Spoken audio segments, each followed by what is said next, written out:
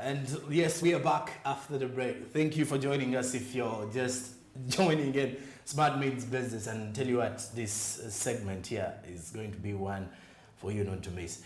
And of course, on set with me is the amazing Rita Cabanyoro, and you have to tell me how amazing I am. Happy New Year! Happy New Year too. It has been long without getting on set with you, and here we are to drive businesses together. All right, and if you're to talk about that as well, if you're to at least tell us last year, by the end of last year, what were some of those key highlights, and you're like, yes, I've ended 2021. I honestly know where you want me to go. But I take this opportunity to appreciate the management of Smart 24 TV. They really threw me a very great baby shower. Because I know if you've been watching me around here, you know that at least I had something here. A bunch of joy. Yeah, so it came out very well. I thank the management right here for the continuous support. I swear in my life, like whenever I used to see a heavy woman or pregnant ladies, on the back of my mind, I was like, maybe they're treated kind of different. But with me, it was totally joy, peace, and love from my workplace, first of all. So you guys, starting from John Paul, everyone, producers, my fellow workmates, I appreciate you. And you too. Thank you. Uncle Baby. Let's start from there, Rita.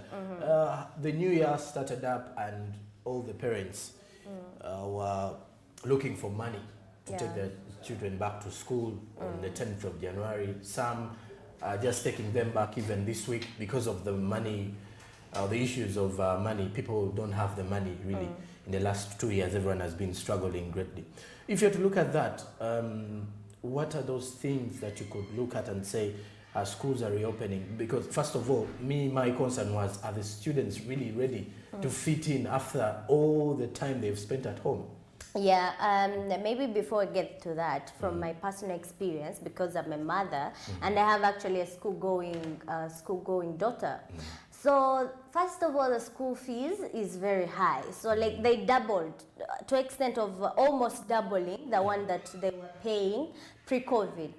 So that's one of the observations I've realized. And also, when you look at the, how do they say it, the voucher, the school voucher they provide, like they have added in a lot of, to me, unnecessary things, like trying to drain you as a parent money out of you. And we really don't have a lot of money to just display there. But back to you, to the concern that you were asking earlier on, at least I've been interacting with a teacher. Last week, I interacted with the General Secretary for UNATO, for Uganda Teachers Association. And from what they are saying is that they are trying to adopt, really, because it's not hard, according to them. I don't know whether they as teachers or what, that because they are trained to do so in any uncertainties, but I do not think someone somewhere had trained these teachers to live with such uncertainty that no one has ever. Exactly. Yeah. It was actually a shocking scenario. Whereby it was the first time I've heard of the word curfew, because they tell us you have curfew, you have to maintain curfew 7 p.m. You've never had curfew, or it was the first time to experience it in the country? Curfew and realize that, curfew means you're supposed to be at home by this time. So you're used to the word curfew, you don't even know what it means. But then I look at that really and say, our parents are really struggling greatly if you look at that. And someone actually told me if the president had opened the economy before 10th, parents would have even chewed the money that would take the children back to school by going to the bars. And sometimes I even wonder how parents can actually, in fact you're a parent, how you people can actually get with this school fees issue. You have the children, you have to feed them, now you have to pay the school fees. Very well. For me, what I did, I realized that these children will at a point go back to school. Like, it's not that they are not going to, they are going to stay home forever, done deal. So what I did, I used to save money. Like, if you save 5,000 on her account, It could be, and you don't touch that money for God's sake. Whether was take bahasa wabakasa we wow, like I never touched that money. So when I opened it up, I found I had 100,000 from what I had saved for her prior going to school. But that was not enough, because tuition is above 300, almost 400,000. So what did I do? You know, I don't know how you do it, but I'm going to give you like what I do to save me sometimes. So I have circles. Like I do women with circles. Yes, exactly. You're saying women with circles. How we're going to get back to that. That's why you are remaining poor as men. Women. Yes, so I get, you know, waliwa babagana at the end of the year. Like people break their savings at the end of the year, December. People are going to Christmas. Yeah. So what I did is on Natemako like was it like 200? Because you know there are requirements, and also because I've been earning, I've been working, and by the way, I got lucky. Because our management here at least is very considerate. So I was receiving at least half of my salary when I was in my leave. So that money helped me, honestly helped me, and I had to sort out myself and had a beginning point. But unlike me, the other parents, yesterday I happened to sit in a taxi. A lot of chivos going back home, and the taxi was almost full of people taking their children to school. Like in my mind, I'm like, seriously, this is not good. Like people have been collecting money, and the sum is not counting up. And when they got it, maybe this is the time when they're realizing to go back to school. But remember, these students or children have missed a lot. 2 weeks now. People have been undergoing a new experience at school, and these ones are just coming in. To me, I feel they have missed a lot. A lot. A full week is a lot by then. No, they're actually they're in the second week. Yes. And Joram Paul, you're a student, working student. Congratulations. Share with us how that is. Like, you mean, does it come smoothly? Is it coming smoothly? You see, normally I tell people it is one of the hardest situations, but however, if you manage your time well, it is better. Reason being, now with COVID, most of the students have actually got themselves some jobs in one way. At least someone has an after school job, whereby after class in the morning, you go and work somewhere a few hours. Others tend to actually go to work on a daily. The only chance they get to attend a class is when they have coursework and exams. So because now the mode of things has changed, if like in Luganda they say that is the era we are in. Once you get the opportunity, you use it. After using it, maybe later on, because you will be seeking for a job after school, and then there is someone who's already working while studying. So so it is better if you have the opportunity when you're studying, you use it as well. Because now I've seen most people already, even some freshers lately these days, it was very hard back in the day to have someone, a fresh student, having a job, having a job, because most of them are just excited about the university. But now things are changing, and I think all this has been brought about by the conditions of COVID and all that. And to me, it has actually been, no, I wouldn't say it has been easy, because coping up becomes a challenge, mostly during times of examinations. And the good thing is sometimes there are some options of doing online examinations. However, it may be a bit difficult for you to maintain the time when you're going to online examinations. You people can copy. It is actually very difficult. When it comes to examinations in especially higher learning institutions, universities, these people studying online, man. There is a way you are cheating the other one. How can you do examinations at home without any supervision? I was actually discussing some issue with someone, and then they told me it is very surprising that people would think online examinations are simple. But then when you reach at the end of the semester, or at the beginning of the semester when they release the exams, when people are having retakes, and then you ask yourself, online study. Yes, and people are having retakes, and you're like, okay, so means even if someone is given the online platform, because now the lecturers are very creative in the way they set these questions. They know the students want to copy because they know it's online. So he's going to give you a kind of a general paper question, but when you're supposed to answer things that you studied, and then the way he's going to say the question is you're off track. Okay. Imagine an economics paper having an essay in there, and then you're totally out. From what you expect. From what you expect. Very well. And also, Joram, as we're talking about school reopening, you know, government issued the 1 million to each public school. And when we say public, 1.5. When we say public school, we mean government-driven schools, only government, leave alone the private. From your observation, what reports have been reporting, what media has been relaying, do you think that money is really enough and compatible? And how do you see it being used? The 1.5 may be enough depending on the management of the school. Okay. Because the private teachers are now, the private proprietors of schools are saying it was unfair.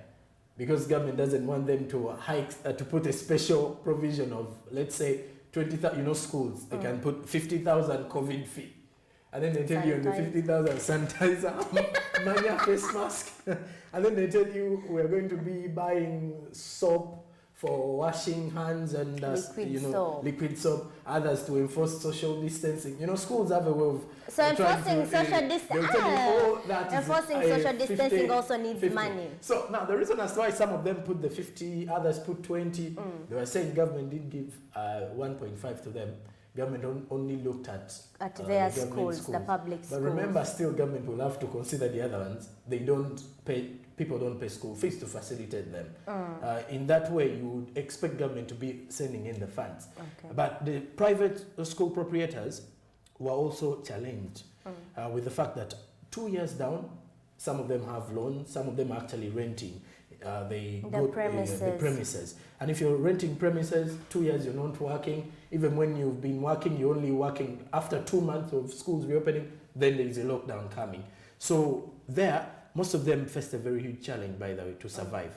So that is how you're seeing schools are now turning to be, some people are saying, restaurant, bars, I've seen some school requirements whereby you need to buy a school bag at 80,000 from the school, shoes at 80,000, and I asked myself, I buy makeup bag of 5,000. Can you buy a backpack for a baby class girl at 80,000? So I don't know whether. And that's really true. Like, let me be honest. On that voucher that I was given, one thing building fee, 50,000. It's already an established building, a school. And then when I asked, what is the building fee for? They're like, no, you know, the school keeps on developing. There are so many developments that come along when we are schooling. Maybe we want to add on to a playing something. They are really trying to play on your mind, but because you need this person to go to school, because he has spent, or he or she has spent almost 2 years without stepping or interacting, you say, oh, why? Nothing to do. Why you sent? And you also consider these people have not also been working. So they are trying to find ways of how they can really mitigate means to make sure everything moves smoothly for them. And also, there are also reports that some teachers did not return to school. Most of them had gone out of the country. Some ventured into other businesses. Mostly when you've been on a salary as a teacher, and most, you know, teacher salaries normally are not that good in some schools. And then you get yourself a mobile money job, your own business. You're like, that brings us back to our ethics when we are studying our professionalism, when we are studying what we're really going to do in this world, how we're going to help each other. I mean, yes, journalism is not having very great incomings or what, but then it takes you back to really, what do you want to do? How many people do you want to help out there? Like a teacher. A teacher is someone who transforms a lot of people's lives and has got impact on so many people. So a person having mobile money and is like, you know, I'm not going back. I'm really kind of, at 50%, I kind of like blame you. Like, you're leaving people. Your profession. Yeah, you're leaving people, you know, miss something that you're holding on to. Errant money, even when you are that mobile money. You want to how are they calling it? The mobile money, kiosks. Yes. Your heart is not okay. You're like, I'm here, man. You but even start teaching people. customers certain things they don't know. So, you know, teaching a customer, the customer may come, now let me tell you, like this how is what much? you're supposed I to want do. to withdraw. You want to withdraw. No, when you withdraw this, you use this money to do it. You know, there are certain things that no, don't get out of the individual. Do you know the charges? Do you know the charges you're going to withdraw from? And they teach you that. But away from that, when we talk about the 1.5 or the 1 million, the 1.5 government has issued to the public schools, to me it remains still unfair. Because we have got public schools, government-oriented schools that are very, how can I say, in a poor condition, very, very poorly structured. And some schools, do you know that there are some schools who are government, and when you're passing, there is no any structure, there is a tree. Yeah, a very big tree. And there is a very huge signpost. Yes. That reveals that, maybe there is... and they have some funny names, by the way. Yeah, and then they tell you, that's a government, that's area somero. There's no any structure. And how do you say that you're going to categorize all this under one category and provide that amount, and yet there are schools for government, they don't have even where to sit, there are no desks. Do you know that those are not the same with these ones who are already structured? So there is an imbalance on government, how it dispersed this money. We have schools that have been taken by floods. Like, I don't know if you have been following reports. I know you have. There are others that were actually having these binebiswa. Ant hills. Ant hills already. Zaria Deski. Nezilia blackboard, have you ever everything. So I'm like, speaking of that, there's that white thing that comes out of the ant hill. I don't know if you grew up even from the village. Did you eat that? Yes. Have you ever eaten those things? I've actually, no, I used to eat that, the ant hill itself, the mud. Mud? That tastes more of the local mumbwa. Okay. So, you know, back in the day. In my language, we call it a quintana. I don't know. You also have it. It's a white thing. It moves like a caterpillar something. And my dad used to hunt them like almost every weekend. So we've got a farm and we start hunting those things. Some people used to eat them. Away from that, Paul. And also discussing the issue is, how are these students prepared? Because we can look at how parents are not really ready. I've been able to look at some reports whereby the girl child, and this is quite hurting, with the fact that a 15-year-old, a 12-year-old girl already pregnant, and then they're no longer going to have chance to report to school. And some school owners are saying we have no room for pregnant students. So for them, they should stay home. So that means that you're just hiding that opportunity for them, or you've put an end to their journey. To that future. And as well goes back to these men, because sometimes men take decisions and I like that. These men. You're even happens? pulling it to yourself. Because we are men, and sometimes we take these decisions and you wonder, why would you want to tarnish a future of someone so young? And there is some hope. Because normally when parents give birth to children, you have hope in your child. And then at the end of the day, at 12 years, you find your child pregnant and you're like, what really happened? I understand. Sometimes sexual morality comes with a lot of many factors that determine pregnancy or that determine disease and controlling of diseases. Sometimes excitement, number one, accidents, you know, sometimes it's an accident, rape, defilement, those are kind of the accidents. Sometimes curiosity and excitement of us young girls or young boys, you just want to explore what really happens around there, not knowing it's going to be a trap at some moment. So another thing is, you know, there is pressure. You're seeing a friend doing it and you just go for it. So to me, I do not take any blame to put it on men or women, because you never know what happened there. You were not there. It could be it was a young girl. Acting like mature women in lockdown, trying to prove something. I don't know what. Very. So the issue of pregnancy, from me, my opinion always stands that I because I'm not there at that moment, I really don't know what transpired. transpired, yes, what happened. So I do not blame it to men, neither do I push it to a woman. So I just it remains as an issue of morality among ourselves. Like, let us decide, and parents, let us teach our children patience and sex education at some point. And some parents normally shun away from that. They don't want to engage. I don't know why most so the parents, easy. More so the mothers. Has your mother ever told you something about, let us give an example. Yes, I've about initiated a certain conversation in one, but it didn't even last for over 5 minutes. So it was what happened? And it was like my mother was a bit shy back in, just like 2 years back.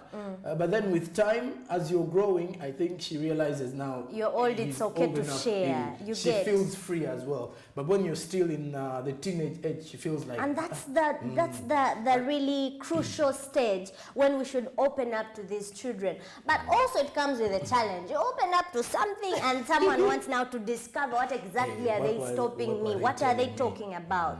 It also comes with a challenge around that too. And it's actually really funny for a parent. You know, there's somewhere I actually read where a certain girl was saying that sometimes I look at my mother when we are watching a movie and there is some funny scene, maybe an intimacy scene, and my mother changes the channel, and I'm like, but this woman doesn't know why. But away from that, on what you were talking about, as I see time is really not on our side, how children, how pupils, how students, how learners generally managing out or are able to, you know, continuously have effective education. I tell you, it's never going to come with ease, especially now. I'm meant to understand that they're at school right now. They may not be watching, but you as a parent, you as a guardian, when they come back, you can help out. Number one, can you let these people know it's okay? You are not having breasts when you were in the P3. Now, 2 years down, breasts have come. It's okay to study. True. Like, you tell them how you studied. Like, you studied when they were almost here and you were still in P6. You can tell that to your daughter and she will feel comfortable. Those are deep conversations that parents really need to It's have time with to their open children. up, Yes. I'm telling you, Joram. And you can open up to your brother too, that it's okay. Some beards are coming or the voice is coming For the out. brothers, they have to open up. We open up. You know, for the boys, it's always easy to open up. Okay. Even when you're in a situation whereby you're looking for a woman to marry, they will say, hey, okay, that one. And they're always supportive, regardless of whether you are happy or not, because I think they feel you're already in that situation. You're already there. there. Been there also, you're already there, yes. seriously. And like I was saying, opening up to them that it's okay to study even when you're old. I mean, tell them how you studied with people who are old and now they are ministers. Now, is a president. Now is the is the prime minister. You're not asking you why are you here when you started with the president. Hey. Yeah, you always have to have answers. Like being a parent, you always have to have relevant answers. But also you as a learner, don't be pushed. I know some of you have been pushed going to school, but when you reach there, try to realize what's happening globally and create space in your mind to understand that what do I really want with my future? Do I want to be like my mother? Do I want to be like my father? Do I want to be like my brother? Do I want to be like Honorable Nabanja? What do I really want? That will really always push you models. to do something, Joram. That's really what I think. Role models. Because having role models in life helps you understand, even helps you in career guidance and as well as what you want for. You did mention that most of the students really don't know what they want. And at the end of the day, you find out that if someone was meant to be a teacher in the long run, you're out of it. Then that means you didn't know why you chose education. And we also said that trend, just briefly talking about this, we also said that trend because when you look at parents these days or guardians or the society we live in, education is being pushed down and we are looking out for money. And you're like, why are you studying? Everyone is studying to get money. When they touched it, things are different. Like they don't want to go back to school, not knowing that I have people who are very big, by the way, have got big name, tebagenda ku somero because of what was happening by then. But when they got money, they went back to school. Do not regret, my brother, my sister. Yes, please. Jerome, right. Maybe as we conclude. And because if you look at that, by the way, to all the students out there, do not regret being at school. When you have the opportunity, like Rita did say here, please, we need to take this. Studying is very important because, like you say, most of these people who didn't even go to school, once they get the money, they go back to adult education. You see them pursuing degrees and all that. Evening lectures are going to come on your back. The importance of education. And then who are you because you have money at 20? Maybe 19, you have some business and you feel like, yes, it is high time for me to do that. But besides that, our conversations do continue, and after the break, with this More Matters, we're looking at some of those key topics of 2021 January.